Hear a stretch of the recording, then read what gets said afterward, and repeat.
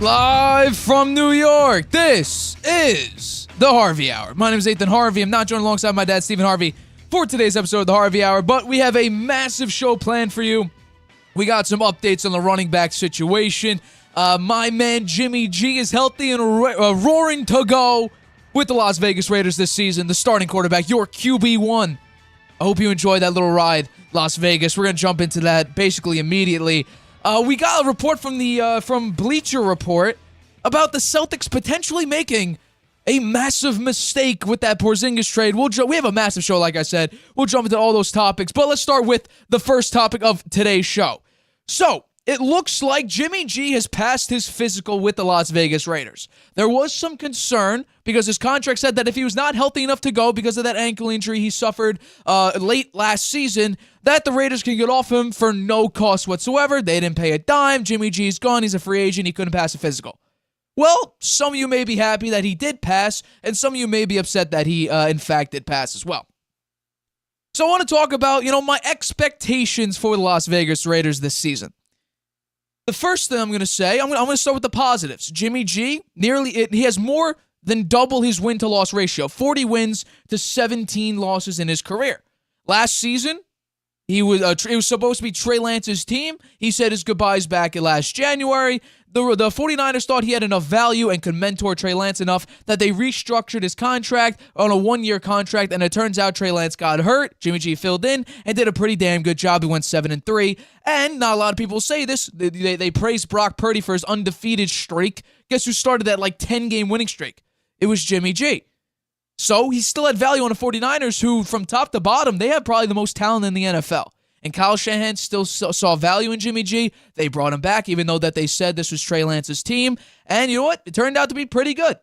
Throughout his career, Jimmy G has been known to win. I mean, he made it to a Super Bowl and was up by 10 points in the fourth quarter. Now it was Mahomes. That was really the start of Mahomes' mythical legacy thus far, was him coming back and winning by 11 in that Super Bowl. He did make it to another NFC title game and beat Aaron Rodgers in Lambeau in the freezing cold temperatures while it was snowing, which statistically Aaron Rodgers is significantly better in.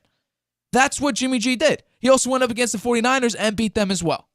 So, Jimmy G is a pretty damn good quarterback. I'm not saying he's top 10. I'm not even saying he's top 13, 14. I'm saying he's slightly above average when he's healthy. And I don't think a lot of people will argue with me. Of course, there'll be some people who argue with me. But he fit into the Kyle Shanahan offense, did his job, and saw large amounts of success. Now, does he have the arms of a Mahomes, Burrow, Jalen Hurts, or whoever, Justin Herbert? Of course not. But is he an efficient quarterback? He damn sure is. He has over 67 career completion percentage. That's how good he is. Now, last year, people don't even like to say it. They like to say, Brock Purdy was so great last year. Actually, if you take a look at it, PFF did their QB annual 2023 breakdown. They had a bunch of stats out there.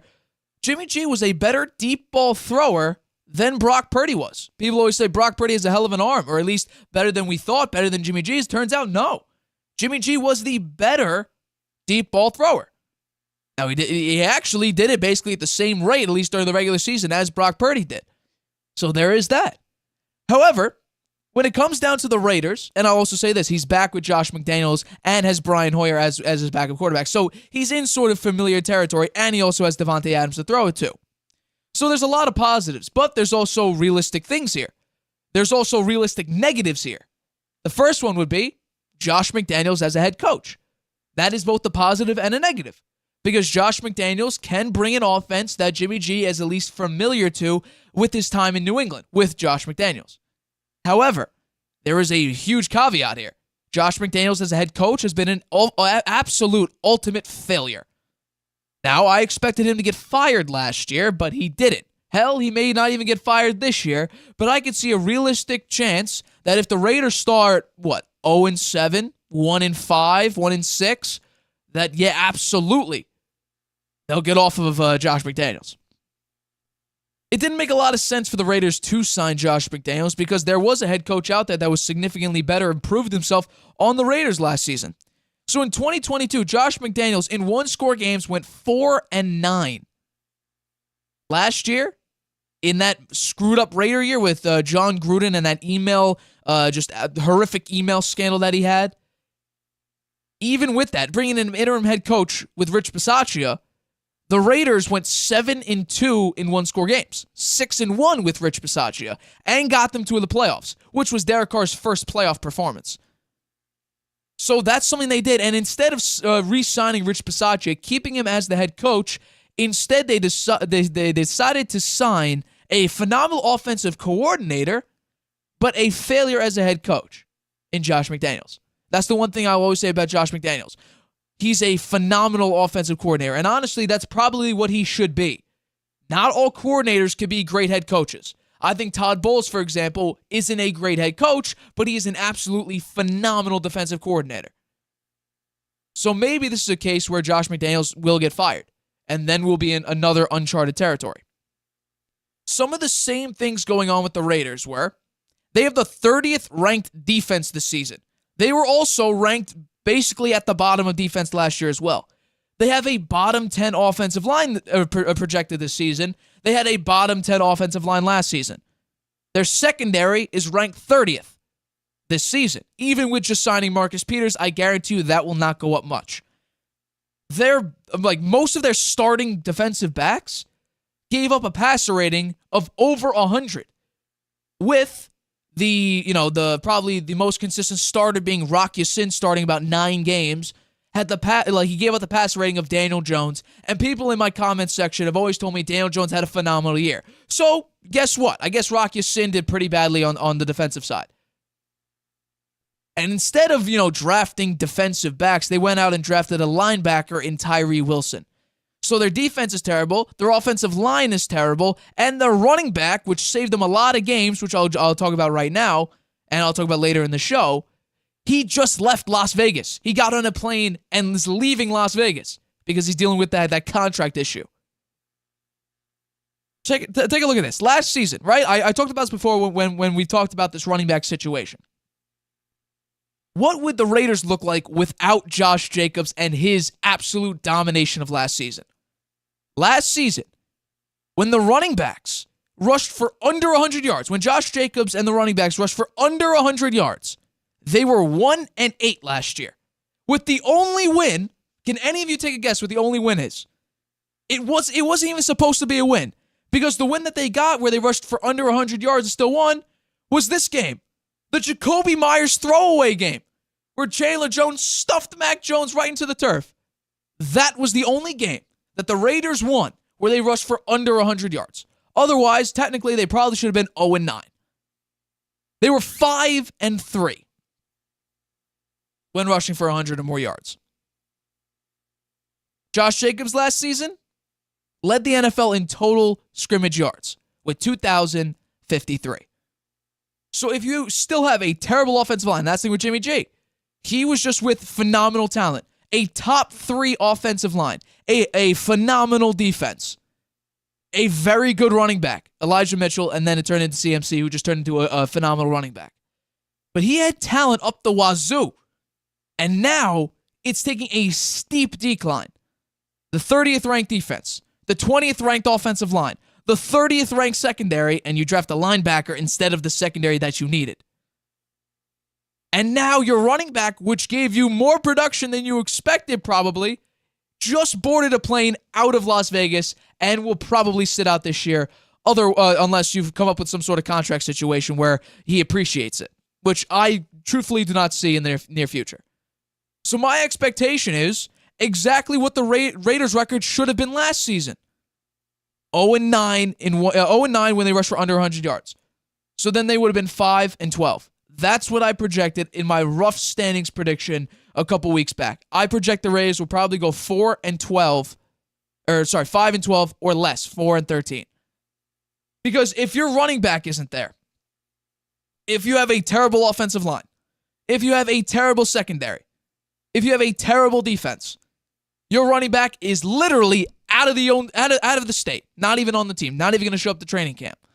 And you have a limited quarterback who's efficient within a particular offense, but outside of that is not mobile, injury prone, and not a phenomenal quarterback all around. And Derek Carr is probably better than Jimmy G today. I would say significantly better than Jimmy G probably today. What can you expect in one of the biggest markets, which is Las Vegas? Now we're looking at a Raiders team that is probably going to be worse without Derek Carr, who people hated on for him never winning a playoff game and choking in big moments and looking terrible last year. Now you're going to Jimmy G, who I, have defended over the past couple of years. Now you have him on your team with the same team that was terrible last year, and Jimmy G bringing more limitations than Derek Carr, because Derek Carr was never hurt, never missed the game, except those last two when he got benched. You have a bad head coach, bad offensive line, bad secondary. Your running back is literally out of the state. So 4-13, 5-12. That's my prediction and my expectation for Jimmy G and the Raiders. Everything this could happen, but based on what we've seen recently, it won't. Jimmy G could come in by the way, Hunter Renfro's roster spot, I read a report, is up in the air. Why? I don't know. Darren Waller's gone. You do have Davante Adams. So you could have a security blanket like Aaron Rodgers and Davante Adams, where before Davante Adams left, a lot of that MVP season for Aaron Rodgers was just, screw it, Davante's out there somewhere. Now, obviously, Jimmy G doesn't have the talents of an Aaron Rodgers, but it could be that type of mentality. Derek Carr actually had that mentality, and Davante Adams was the top receiver last year. So we'll have to wait and see. But the Raiders, this is not going to work. I've defended Jimmy G. I appreciate Jimmy G. I think I understand more than most people the value of Jimmy G within a particular offense because he worked in San Francisco. And Belichick, high regard. He wanted to get off Brady for Jimmy G. And the 49ers, when they even gave it to Trey Lance, who is more athletic and probably has better intangibles, they saw in practice that he wasn't NFL ready, and they thought Jimmy G had more value and could actually help out Trey Lance, even though Trey Lance physically is a better quarterback. They brought him back. So Jimmy G does have value. It's just on the field, we'll have to wait and see with a bad offensive line, bad secondary, bad head coach, an inefficient running game without Josh Jacobs there. Those are all things that Jimmy G hasn't seen yet because he has phenomenal talent. He had a phenomenal offensive line, a tremendous run game, a great defense. And that's what helped Jimmy G get to a Super Bowl, get to another NFC title game, helped him in defeating Aaron Rodgers.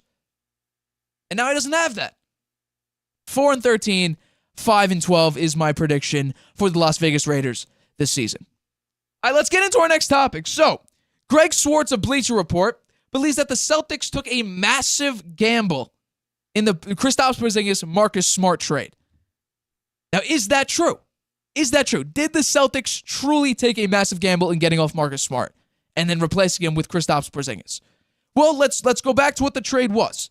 So this was the trade. Kristaps Porzingis, a 2023 first-round pick, which turned out to be Michael Sasser, who they traded to the Pistons for 2025 and 2026 second-round picks, and James Inaji, I think you pronounce his name, who's a center. And a 2024 first-round pick, I believe that's top 4 protected for Golden State.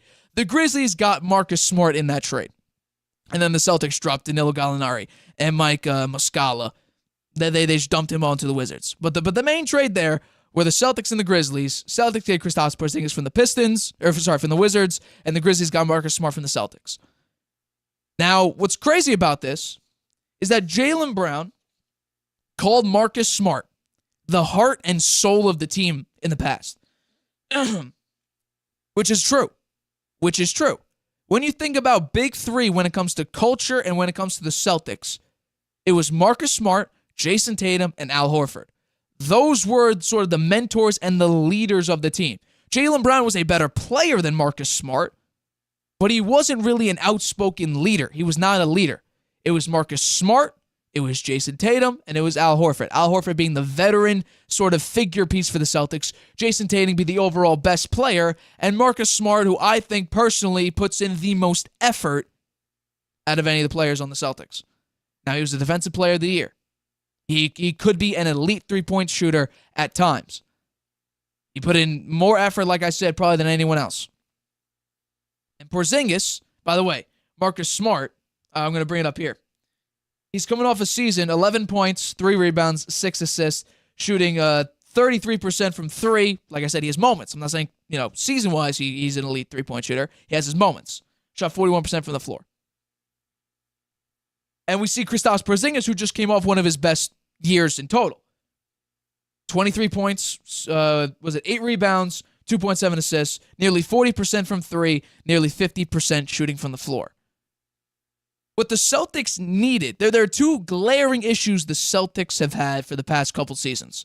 The first one would be a young, athletic, healthy and scoring big man. Al Horford was too old. Al Horford is too old to play 82 games and play this consistently. And Robert Williams, we all know, severely injury prone. I have it right here. In his career, he averages 42 games a year, which is barely above 50%. Porzingis, since his ACL injury, has averaged 54 games played, which is about 65% of the season. And Al Horford, aging Al Horford, actually is the best out of that group. He's averaged about 66 games the past 2 seasons, which is about 80% of the season.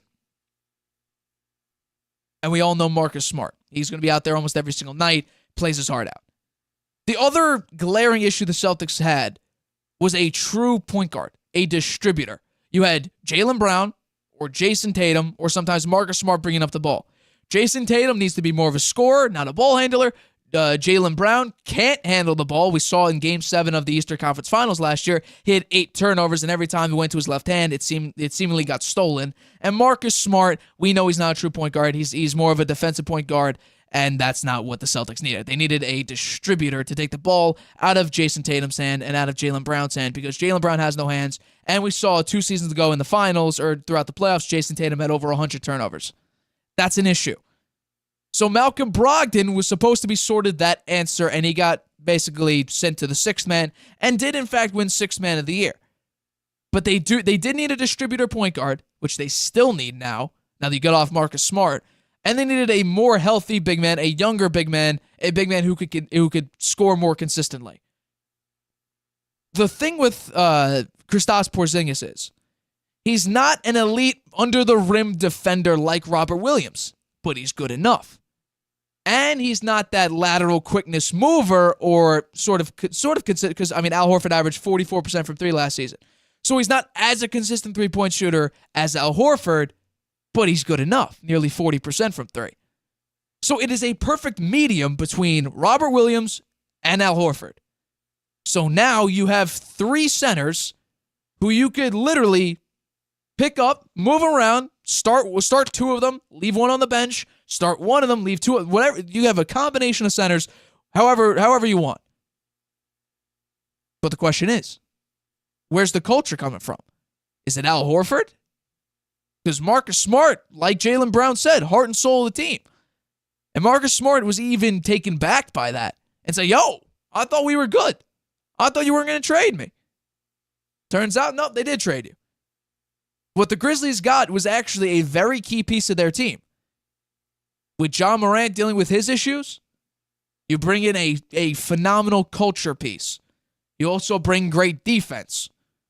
So the Grizzlies have a great piece that they have. Marcus Smart is going to bring a lot of culture. He could stabilize that team in sort of its rocky situation right now. He could bring some stability, and he brings defense to the guard position.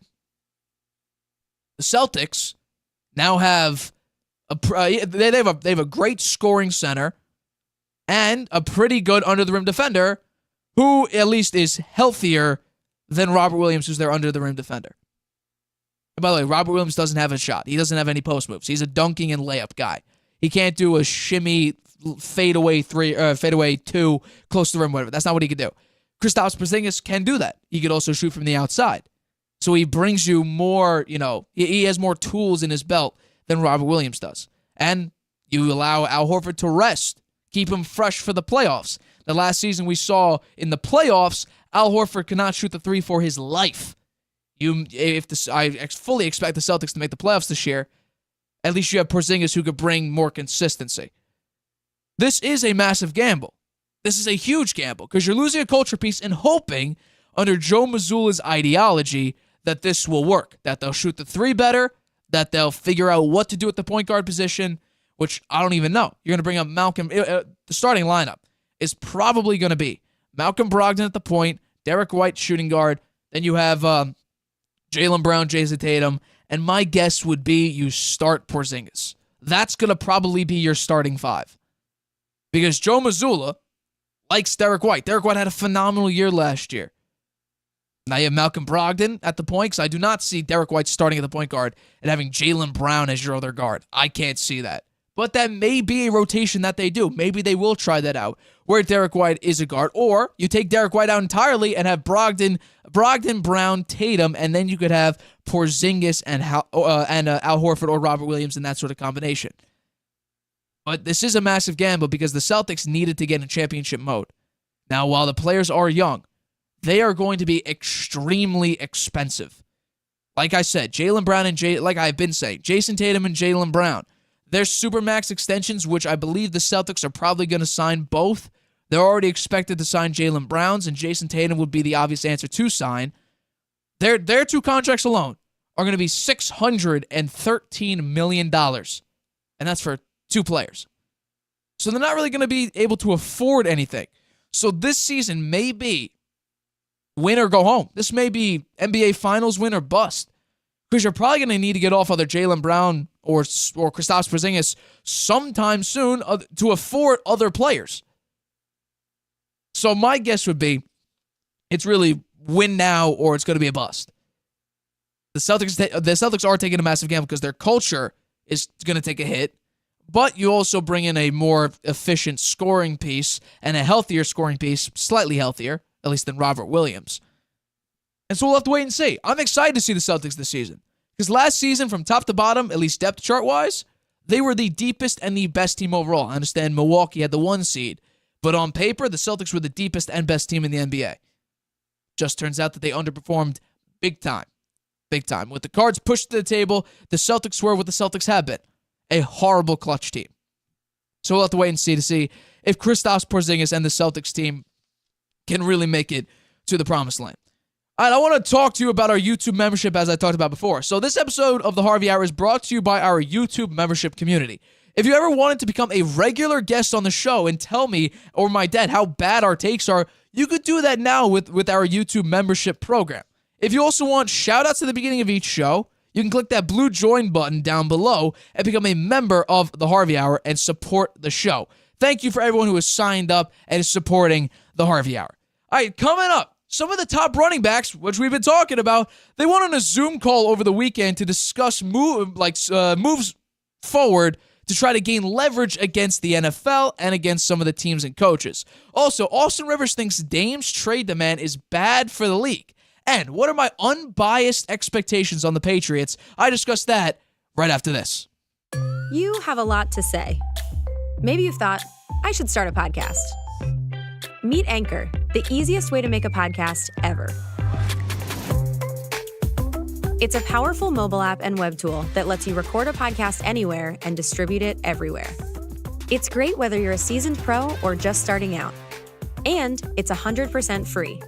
You can record your show straight into Anchor on your phone, iPad, or the web, using any mic you want.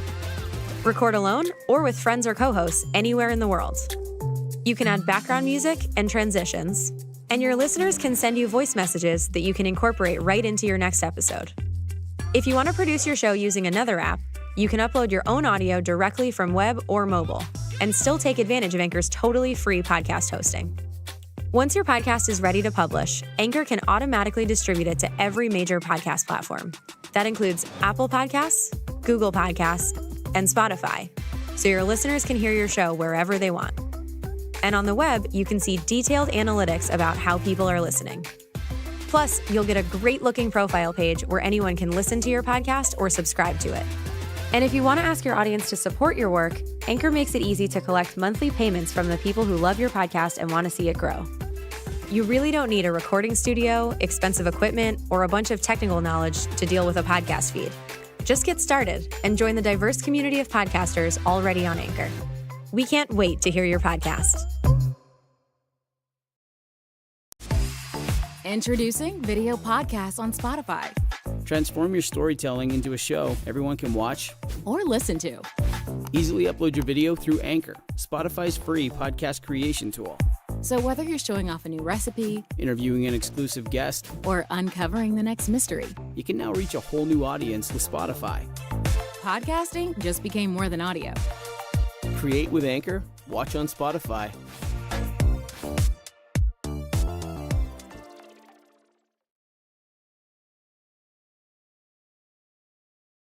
Welcome back to the Harvey Hour. My name's Nathan Harvey. I'm not joined alongside my dad, Stephen Harvey, for today's episode, but we still got about 3 topics left to go, so let's jump right into it with our next topic. So we have even more developments on this running back situation. So over the weekend, I'm going to bring up the names right now. So over the weekend, we saw Saquon Barkley, Derrick Henry, Josh Jacobs, Jonathan Taylor, C-Mac, Tony Pollard, Nick Chubb, Najee Harris, Aaron Jones, Joe Mixon, and J.K. Dobbins. Dalvin Cook was also invited, but had to do something with his camp. And also we saw Austin Eckler, make this Zoom call. They all went on a Zoom call this weekend to talk about what's going on, what are they going to do, what are some moves going forward that could help out their cause at getting what they believe is the right payment. Now, yesterday, Nick Chubb was asked about, that Zoom call and what his opinion are. He's sort of the first one to publicly speak out besides Saquon. Saquon has his own issue, but talking to the media, talking to reporters, this is what Nick Chubb had to say about that Zoom call. Well, right now it's just talk. There's really nothing we can do. We're kind of handcuffed with the situation. But McCaffrey and Derrick Henry and Saquon all had a lot of good points, but the biggest thing is that we're in the only position that our production hurts us the most. If we go out there and run for 2,000 yards with so many carries, the next year they're going to say, you're probably worn down. I would say if we're taking the most risk and doing the most, then we should be valued more. Well, that's spot on. Now, the president of the NFLPA, J.C. Tretter, came out recently and talked about this, the running back leverage, and said, I can't recommend faking injuries, at least publicly, which is interesting. So now running backs are potentially discussing whether or not to exaggerate or fabricate injuries in order to gain leverage on this running back market. So the question is, should running backs use this method to try to gain leverage? This would be a horrible idea because it would feed in right to the narrative that teams already are believing in. Teams right now with the running game, with the running back market, unless you're a top 3 running back like Derrick Henry was, and I believe still could be, like CMC is, like Nick Chubb is, if you're not one of the top running backs, this is basically how the market goes. You get drafted, then you play out your rookie deal, then you'll probably get franchise tagged once or twice at the very most, and then most likely they'll let you go. Because the running back position, when you come into the league, that's your prime. It's not like a quarterback or receiver where you give them a little bit of leeway to then hit their prime, and then you let the prime just play out. Look at Zeke. He came into the league, was at his prime for like 3 straight years, and then faded off. But Nick Chubb's 100% right. The running back position, and NFL code like this has been, I looked this up. The running back position is sort of injury prone. And he talked about 2,000 yards, and then you have a lot of carries or whatever, and then they think you're all battered and bruised. Well, the case is, that's actually partially true. That's actually mostly true. So some of the top running backs recently who have hit 2,000 or more scrimmage yards, Saquon, Christian McCaffrey, Le'Veon Bell, Derrick Henry, Jonathan Taylor, they all had lingering injuries, or injuries that knocked them out for most or half or just large parts of the season within a year or two of getting that 2,000 scrimmage yards. So that is the case, and that is a true point. Now, of course, there are some running backs that are more consistent. Derrick Henry, he had lingering issues, but for the most part, I would say he's been largely healthy. So there are some. Like Jonathan Taylor played, I believe, 11 games, but he had an injury lingering the entire season, which I think affected his play, in the long run. So Nick Chubb is actually spot on with that. But to say that you're going to be exaggerating and fabricating injuries in order to try to boost up the value of running backs is a horrible idea. Because the teams in the NFL overall and owners, GMs, they already believe in drafting, playing, maybe franchise tagging, and letting go. So if you're injured, you actually present an opportunity for the second and third running backs to step up and at least give similar or really, really close production, or maybe, depending on the running back, could be the same amount of production that you, a top running back, can give. And guess what? They'll be like, okay, we're not paying this guy anything. We have to pay you $15, $16 million a year, when I'm paying this guy $4 million, $6 million a year, and he's putting up near the production you are, I could just get 2 or 3 of him, and I'd be set. So that's exactly why this is a horrible idea, because you're presenting an opportunity for your replacement to step up and basically take your job. So for running backs to come out and potentially use this as a sort of leverage point is bad, is a horrible idea. Because in the long run, this is not going to work. Now, is the running back suppressed? Probably, yes, it is. But how much more are running backs really wanting to get paid? No one really has really set a price. CMC right now, Saquon reportedly wanted that money, and then he said he didn't, but let's be honest here. Like, the top running backs have never said, the amount of money. Nick Chubb, Derrick Henry, and CMC all got paid. So they're not in the same situation that Josh Jacobs is in, like Saquon Barkley's in, like Tony Pollard's in, like Austin Eckler's in. They're not in the same class because they already made their big paycheck.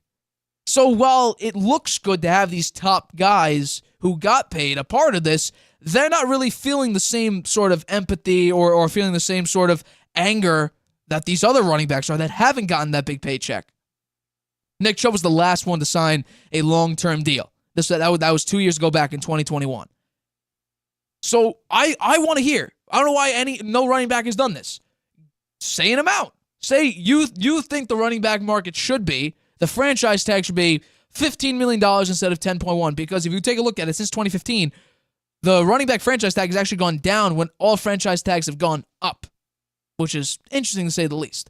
But that just shows the running back position, while it is valuable, you are easily replaced. Easily replaced, because guess what? You could, like I've been saying, you could just step into a role. A running back could just step out of college into your spot and put up near the production you are. You're going to be out of a job if you're asking for 10 times what this other running back's getting paid. So that's the big thing here. How much do the running backs want? Should the franchise tag be $15 million, $16 million, and then to get a long-term deal, you want to get paid more per year than $16 million? I want to hear an amount, because then we actually have a reference point on what we can figure out what the market is. Lamar Jackson, he wanted to get more than Deshaun Watson money, guaranteed. Well, it turns out, no, that wasn't the case. Deshaun Watson was not the market. The Browns made a horrible decision in giving him $40 million fully guaranteed. So that was a bad idea. And then Lamar Jackson didn't come out and say an exact amount, so it was difficult for other teams potentially, because he was on the non-exclusive franchise tag. Any team could have given an offer. The teams couldn't sort of figure out, is Lamar actually worth this? They had to sort of figure out and hope they didn't lowball it, and the Ravens could be like, we'll match it. And then guess what? They're out of luck. So they either need to way overpay for Lamar, or just not even bring in a deal in the fear of giving them a low enough offer that the Ravens could match.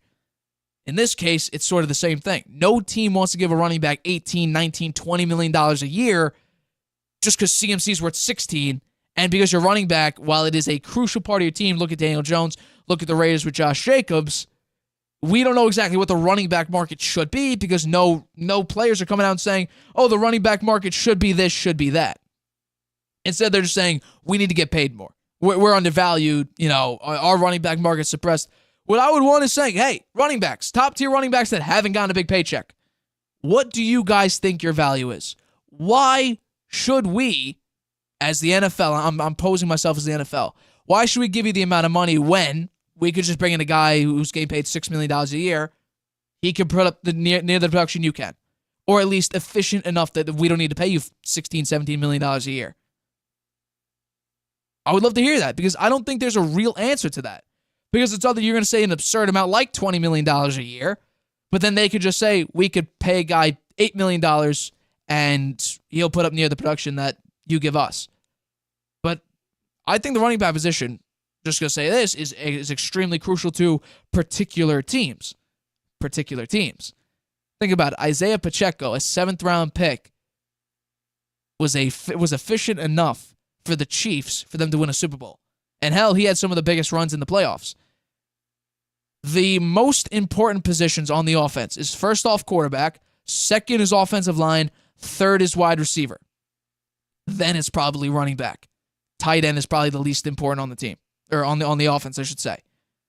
Because a quarterback, we've seen teams, and in the past, since I believe like the Bucks or the 2019 Super Bowl, we saw teams who have had like bottom 10, bottom 5 rushing attacks, and they go out and win a Super Bowl. So it's already been proven. I think the last top 10, top 5, I think that the last top 10 rushing attack was the Patriots back in 2018. But what did they win on? They didn't win on rushing. They didn't even win on passing. They won on defense on that Super Bowl. The last team to be top 5 in rushing was, I believe, the year before with the Philadelphia Eagles. I think they had the 3rd best running attack. So in recent times, with all these top-tier running backs, teams have won with simply a good enough offensive line, good enough receivers, and a quarterback, which is the general of a team, to lead them to victory, not the running back. Does the running back help a tremendous amount for, average to slightly above average quarterbacks? 1,000%. But the winning teams, the teams that are winning all the time, they don't need a phenomenal running back. The Bills, for instance, they made the playoffs and probably going to dominate the AFC East for years to come. They haven't figured out A, their offensive line, or B, they haven't figured out a running attack. Josh Allen is their main runner. And they were able to win playoff games and at one point beat the Chiefs in the playoffs. That's a lie. They didn't beat the Chiefs in the playoffs. Mistaken. Throughout the season, sorry. The Bengals, Joe Mixon. The Bengals won with Samaje Perine. He's not a great running back. But because Joe Burrow the offensive line needs work, but it improved last season, and has Jamar Chase and T. Higgins and Tyler Boyd, they're able to win. But Joe Mixon was a pretty decent factor in that, but they won games without Joe Mixon. And Joe Mixon actually took less to stay with the winner. Saquon Barkley, I can understand why he's butthurt. Daniel Jones, who I think is not that great, but definitely, peaked last season. Giants fans will say, oh, he's a top 10 quarterback last season. 12, 13 maybe. I don't know if he's top 10. Saquon Barkley was probably 60% of that offense. And Daniel Jones got paid $160 million in total for a 4-year contract, $40 million a year, and over $80 million fully guaranteed. And Saquon's stuck on a $10.1 million franchise tag. Daniel Jones could have taken, $5 million less to try to sign Saquon? Why not? I'm not sure. Holding in, I think it's a bad idea. Bad idea for running backs to do. You're literally setting yourself up to be replaced. It's a bad idea. Let's get into our next topic. So, Austin Rivers recently came out and said something pretty interesting, which I'll get to in a couple minutes here. But I also want to talk about this aspect. So Damian Lillard still hasn't been traded away from the Portland Trail Blazers. The Heat, once again, as Aaron Goodwin, Damian Lillard's agent, said, the Heat are really the only team Dame wants to play for, and he'll be disgruntled if he's on any other team. The Heat actually made an offer to the Blazers. It was Tyler Hero and 3 first-round picks, reportedly. The Blazers, they laughed at that deal. They thought it wasn't good enough. And it came out, shortly after that, about a week after that, saying that the Blazers reportedly are looking for 4 first-round picks and 2 quality players. And that led a senior staff writer at The Ringer, Michael Pina, I believe, or Pina, or however you pronounce his last name, to come out with a potential trade offer for the Toronto Raptors. This was the potential offer. So Damian Lillard goes to the Raptors. The Blazers give up Gary Trent Jr., Chris Boucher, Scotty Barnes, Thaddeus Young, Otto Porter Jr., a 2028 unprotected first-round pick, and a 2029, I believe it's a first-round pick swap, or just a pick swap in general. That was the offer. So instead of 4 first-round picks and 2 quality players, you're getting probably 4 quality players and 2 first-round picks, one of which is unprotected, which is pretty big for a trade like that. Gary Trent Jr., Chris Boucher, Scotty Barnes, Thaddeus Young gives you production. Otto Porter could be a nice veteran piece and can give you some quality minutes. At least he did on the Warriors when they won that championship 2 seasons ago. So that's not bad. That's not bad at all. But also what I find funny is Damian Lillard's disgruntled about going to any other team. He just wants to go to the Heat. The Blazers, I think we have to realize this. The Blazers don't need to do this. They don't need to send him to the Heat. I'll bring up Austin Rivers' quote right now because I do think it's important that we get to it. So this was Austin Rivers' quote. Regardless of, by the way, he said this on the Off Guard podcast. So he said this on players including Ben Simmons and James Harden and Damian Lillard demanding trades. He said, regardless of how good you are as a player, the NBA is not. It's a privilege. If you're a free agent, you could choose where you're going to go. That's the business. But when you're not and you sign a deal, that's also part of the business. If you get traded somewhere, you've got to go play. And I always thought, and Damian Lillard said himself, he hated the way the NBA is turning out to be. This ring culture was toxic. And I'm going to bring up the quote he said. This is what Damian Lillard said about ring culture. I don't need to prove to y'all that I want to win a ring. Why the hell do I play? I don't need to prove that to y'all. I understand that we play to win championships and we all want to win a championship, but we can't keep acting like nothing matters, like the journey doesn't matter. We can't keep doing that. There's so many ways the league is different. There's so many ways. I think about it all the time, that I don't know if I could play a long, long time because I don't enjoy what the NBA as a whole is becoming. That was Damian Lillard. And now, what's ironic and what's actually sort of him being a hypocrite is he wants to now only join a team that made the NBA Finals last season. Now, I understand why the Heat may be attractive. They have a great GM. They have a phenomenal head coach, and they have a phenomenal culture. They also have Jimmy Butler and Bam Adebayo. But the truth of the matter is, from the Blazers' perspective is, as soon as they trade Dame away to any other team, it's no longer the Blazers' problem. So why should the Blazers take less and give up Damian Lillard when a better offer could be out there? For instance, like the trade offer that this Ringer writer wrote, senior staff writer for the Ringer wrote. That's a significantly better trade. You have better quality players than the Heat could even dream of. And by the way, you keep saying Tyler Hero. I read my comments last time I did this Damian Lillard sort of topic. The comments are like, Tyler Hero. The Blazers don't want Tyler Hero. They don't want him. The one major factor, the one major problem the Blazers have had over the past couple of years is they haven't had great forwards and big men. That's why for this trade, I'll bring it up one more time. This trade, you're getting 4 forwards and only 1 guard, and that guard is basically a replacement for Dame. So you're getting a lot of pieces. Plus, you're also getting two picks as well. So if it was me, the NBA is a business. Damian Lillard said he wanted to die with loyalty here. So why should I accommodate him when he's going to be disgruntled as soon as I trade him away to any other team? Why do I need to give up less when there's better trade offers out there? When actually some teams are willing to potentially give me more for Damian Lillard, or should I just sort of, suck it up and just trade him away for less just so he could be happy? He said he wanted to be loyal to the city of Portland.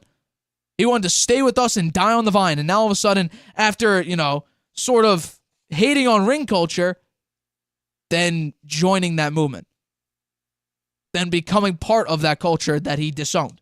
That he says, I don't enjoy what the NBA as a whole is becoming, and he doesn't even know how long he'll play because of the way the NBA has transformed into this ring culture where everyone cares about a ring. Everyone cares about that finals. They don't care about the journey that you had as a career. So if I was the Blazers, I would say, teams, don't listen to Aaron Goodwin.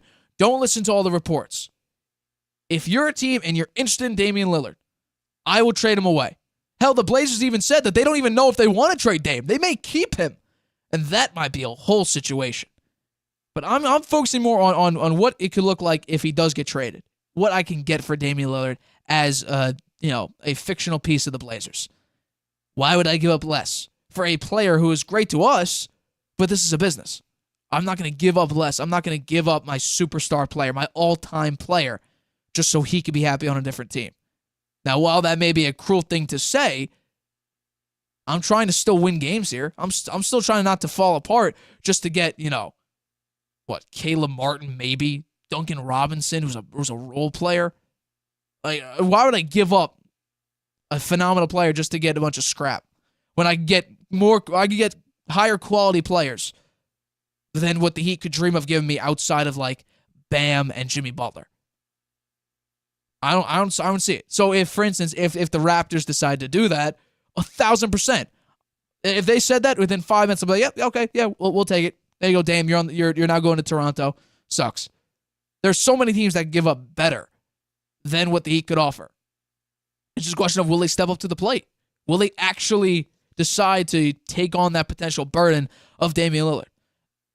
And while people are going to hate on Austin Reeves making this quote, is it wrong? No, it's not. It's not wrong at all. Because this is a business. So if the Raptors decide to do that, I'd say, okay, Dame, you're on the Raptors now. Not our problem anymore. And I could still win a decent amount of games with the pieces I get for Dame. But, that's my opinion on it. And I sort of agree. Trade demands are bad for the league. James Harden, he wants to get traded again. He's forcing his way to the Clippers. Like I believe I actually talked about on the show when he first, when this broke, that he demanded a trade. The Clippers were a rumored team, but now it's official. And I said they'll probably go to the Clippers. So it's interesting. Ben Simmons, he fell apart. I can understand why he wanted out. That makes a lot of sense to me, but we'll have to wait and see. Damian Lillard, the situation, it's getting interesting as the days progress. All right, let's get into our last topic for today's show.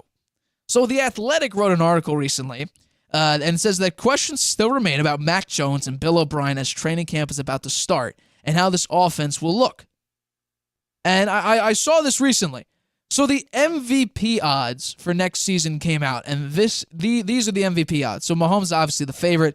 Joe Burrow's number 2. Like you could argue, basically most of this list. Or I think a lot of these actually you would agree with.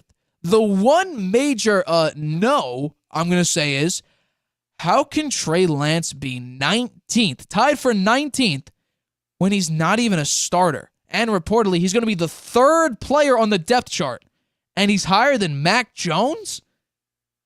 Is Vegas okay? What is Vegas smoking?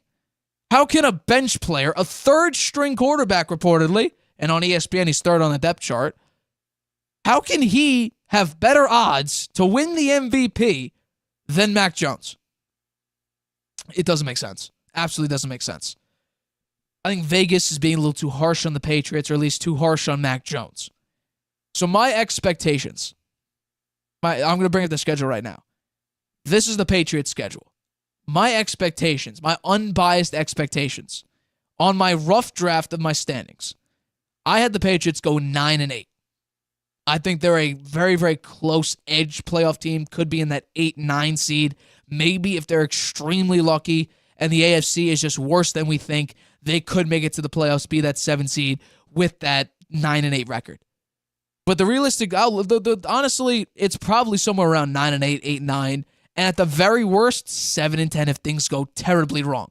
If Bill O'Brien cannot fix whatever the problem was with Mac Jones last year, those problems present itself again, and Mac Jones just, he can't get it going, and he just completely underperforms and is terrible. That would look like a 7-10, 6-11 record. But they have the 3rd hardest schedule in the NFL. Those first couple games are brutal. The first 4 games, the Patriots could go 0-4, and I think that's a pretty high chance. The Eagles are going to beat them. That's like Tom Brady's comeback game to the Patriots. That's going to be a great game to watch, at least before the game, if you're a Patriots fan or if you're a Tom Brady fan. The Dolphins, too, is undefeated against Bill Belichick and the Patriots. The Jets just got Aaron Rodgers, so they don't have Zach Wilson literally throwing games away. And the Cowboys, they have a phenomenal defense. Dak's a B to B+ quarterback. They have weapons. But Mac Jones did actually play some of his best ball against the Cowboys 2 seasons ago, so we'll have to wait and see. But the realistic outlook of this is, what my expectations is, I just want Mac Jones to go back to his rookie year. Cancel out what his year 2 was. We take a look at Trevor Lawrence, and people who I think are at least somewhat, nice will say Trevor Lawrence's first year, that was a complete disaster. Organization was just all over the place. The Urban Meyer situation was terrible. It makes no sense. Then when he got an actually stable head coach, we saw what Trevor Lawrence will be and could be what he was and could be. And now we think, okay, first year, it is what it is. Last year was his real first year. So can we do it with Mac Jones? Year 1, he was really good. He had a higher pass rating than Tom Brady, had a higher completion percentage like Patrick Mahomes. He actually was very, very good last season, or 2 seasons ago, his rookie year. Last season, he had a special teams coordinator and a defensive coordinator be his quarterback coach and his offensive play caller respectfully. And guess what? Reportedly, Matt Patricia only developed 10 passing plays, 10 scripted passing plays for the entire season. Mac Jones also had a very, very underperforming offensive line. Now their offensive line is arguably worse. They really don't have a lot of weapons, and they had an opportunity to go out and get Dalvin Cook, which I do not think that, I hope they do, but I don't think they will. And they had an opportunity to go get D-Hop. And they even had an opportunity to go get OBJ. And this is now, as of today, their starting roster. Juju, Devontae Parker, Kendrick Bourne, Tyquan Thornton as your running backs, Hunter Henry and Mike Gesicki as your tight ends, Ramon Stevenson as your running back. This is ranked 26th in the league. This Patriots offensive squad ranked 26th. So the Patriots haven't really set up Mac Jones to succeed. They had an opportunity to, because if they went out and got D-Hop, it would answer two questions. It would solve two issues potentially. One, they would finally have a true wide receiver one that they've been looking for years. Randy Moss is probably their last true wide receiver one. And we would also figure out whether or not Mac Jones could be or is the guy. Because if Mac Jones is still 2022 Mac Jones with D-Hop, then we would know Mac Jones is not a great quarterback and they can get off him before they need to, decide whether or not to sign his fifth-year option. They can get off him sooner rather than later. That was something that they could have answered if they went out and got D-Hop. Now, we have to figure out, is it just the horrible, like the 26th ranked offensive unit, or is it really Mac Jones? Because last season, you can't put that on Mac Jones. While Mac Jones did not look great, he didn't even look good. He looked actually abysmal. We have to understand context. Context is a huge word, and I think it's probably the most important word when talking about situations. He had a defensive coordinator who, on his previous team as a head coach, players hated him. And a special teams coordinator who was also a failure as a head coach made his quarterback a bottom 5 quarterback in the league. He was the offensive play caller, Matt Patricia, and the QB coach, what's his name? Joe Judge. They were Mac Jones' superiors. They helped Mac Jones develop in year 2. And year 2, for a lot of quarterbacks, is the most significant year, the most important year to develop. And they may have screwed Mac Jones over in a year of development. Now we're hoping, at least I am, Patriots Nation is hoping, Bill O'Brien can go back to his master class like he had with that 2 tight end set, which reportedly they've been running a lot in mini camps and OTAs. Now with training camp around the corner, we'll have to wait and see if they do run a lot of those 2 tight end sets. Now, obviously, they don't have Gronk and Aaron Hernandez, that type of talent, but they do have a pretty good. They have 2 pretty good tight ends in Mike Gesicki and in Hunter Henry. They're hoping Bill O'Brien can go back to his masterclass of play calling and the offense could get going. But I can understand why there's questions about Mac Jones and whether or not that this offense could go to the promised land, because it doesn't make sense.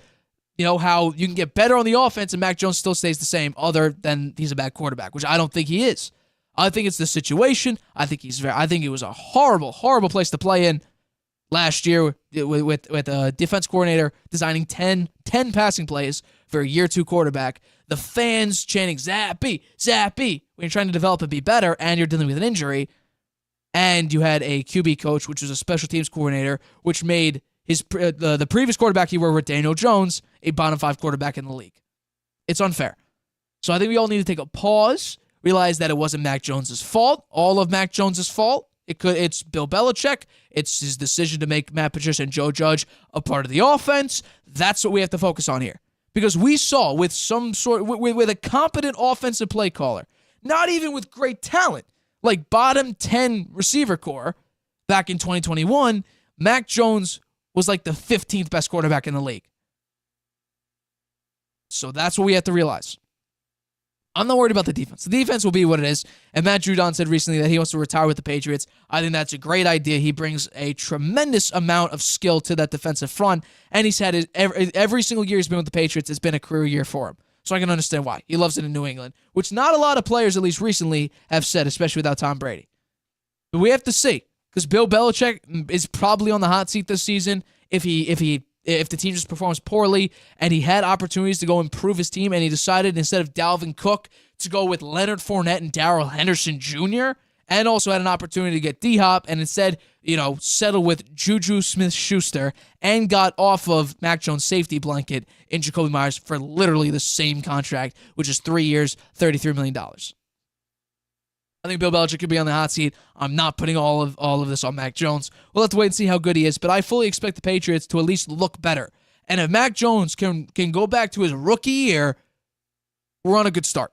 we're on a really good start to Mac Jones' career, and we can build off of that. Because I do not think with some sort of, competent play caller that he'll regress back to what he used to be. I think we're going to see sort of close to what rookie Mac Jones is. I think he'll be a little bit better, honestly. And we'll have to wait and see exactly. But I do think we're looking at an 8-9, 9-8 Patriots team. I would say very, very close to the playoffs because the top tier teams, they're obviously, a large gap between the rest of the AFC and the rest of the NFL, truthfully. But I do think the Patriots may edge out that 6 or 7 seed, probably only the 7 seed, and could get themselves into the playoffs. But it's going to be, they need to get extremely lucky. They need to get extremely lucky, or Mac Jones needs to, shock the world with how great he could be. We'll have to wait and see, though. But I believe that does wrap it up. Oh, this is a long episode. My throat is shot. I've been yelling and screaming. I've been coughing throughout the show. But it was fun to have you all here. Thank you for everyone who tuned into the show. Shout out to my grandpa, the #1 fan of the Harvey Hour. Thank you for your constant support of the show. But this is a hell of an episode. I thank you for everyone for being here. My dad will be back on Friday, hopefully, for another episode of the Harvey Hour, 6:30 p.m. Eastern. But as always, my name is Nathan Harvey. This has been another episode of the Harvey Hour. I have been your host. I will catch you guys potentially Wednesday. You'll have to wait and see whether or not that preview screen comes up. If not, I will see you Friday, 6:30 p.m. Eastern, right here on YouTube. Introducing video podcasts on Spotify. Transform your storytelling into a show everyone can watch Or listen to. Easily upload your video through Anchor, Spotify's free podcast creation tool. So whether you're showing off a new recipe, Interviewing an exclusive guest, or uncovering the next mystery, you can now reach a whole new audience with Spotify. podcasting just became more than audio. Create with Anchor, watch on Spotify.